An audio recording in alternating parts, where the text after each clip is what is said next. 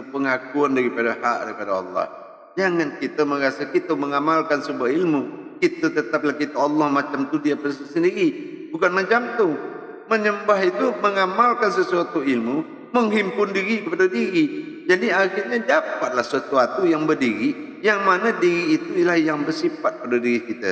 Jadi bukan ada diri kita ni, tapi kita bertajali kepada dirinya Allah Subhanahu wa taala.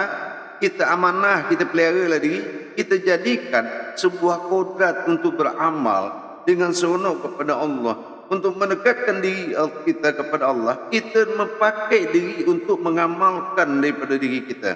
Diri ini adalah kodrat untuk mengamalkan kepada Allah, untuk bertajali, bermakrifat, semuanya itu perlu daripada diri kita sendiri.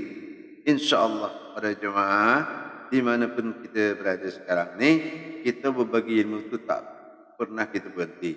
Kita selalu mencakap daripada ilmu, berbagi daripada tajuk diri kita, berbagi tajuk-tajuk kaji yang kita pelajari, supaya kita bisa berbagi sama-sama agar kita dekat diri kita kepada Allah, sehingga tak berhampirlah dekat dia.